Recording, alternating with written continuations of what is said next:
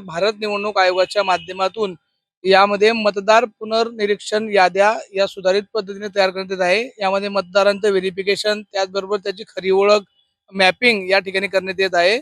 या पद्धतीमध्ये प्रशासनाच्या वतीने खूप चांगलं काम सुरू आहे, परंतु अधिक सुलभ व्हावं यासाठी आपल्या पाचोरा येथील भारतीय जनता पार्टीचे पदाधिकारी, पाचोरा पंचायत समितीचे माजी सभापती बन्सीलाल पाटील यांनी प्रशासनाला सूचना दिलेल्या विनंती केली आहे। आपण त्यांच्याशी बोलणार आहोत। भारतभर बोगस मतदारांना ओळखण्याकरता व बोगस मतदान होऊ नये याकरिता संपूर्ण भारतात निवडणूक आयोगाने मतदान पुनर्निरीक्षण यादीचे मॅपिंग करण्याचं कामकाज सुरू आहे।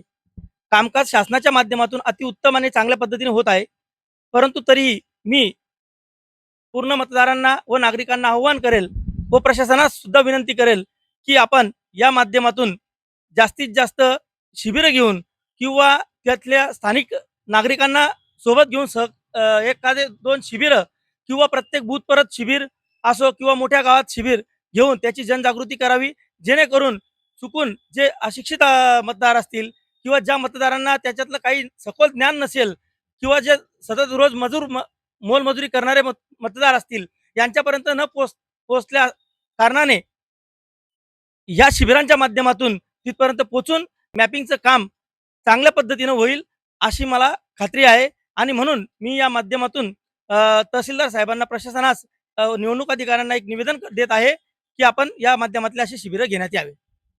या ठिकाणी आपण बघितलं असेल की लोकसभा आणि विधानसभा निवडणुकीनंतर विरोधी पक्षाच्या वतीने अनेक सत्ताधाऱ्यांवरती, म्हणजे विशेष करून भाजप या पक्षावरती आरोप करण्यात आलं होतं की निवडणूक आयोग हा भाजपाचाच आहे। हे सगळे मुद्दे खोडत या ठिकाणी भाजपने या ठिकाणी पुढाकार घेऊन बोगस मतदार, त्याचबरोबर आदिवासी पाड्यावरील जे काही बांधव आहेत त्यांच्याकडे त्यांचं मॅपिंग करण्याचं काम या ठिकाणी सुरू आहे।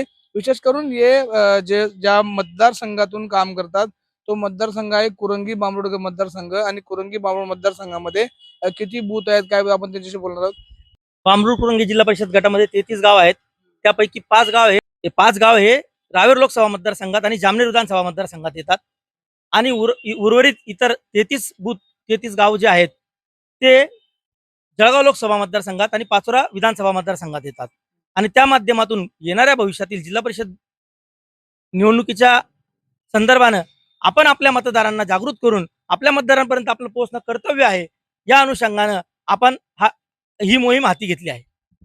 तर नक्कीच आपण या यादी पुनर्निरीक्षण यादीमध्ये आपलं नाव समाविष्ट आहे का, आपलं व्हेरिफिकेशन झालंय का हे चेक करून घ्या। हा भारत सरकारच्या वतीने भारत निवडणूक आयोगाच्या माध्यमातून हा कार्यक्रम सुरू आहे आणि त्याला पाठिंबा म्हणून आणि ते अधिक सुलभ व्हावं म्हणून भाजपाच्या वतीने या ठिकाणी निवेदन देण्यात आलंय। आपण नक्कीच पुढच्या वेळेस भेटणार आहे। तोपर्यंत जय हिंद, जय महाराष्ट्र। कॅमेरामॅन प्रवीण सोबत राहुल महाजन, पाचोरा, जळगाव।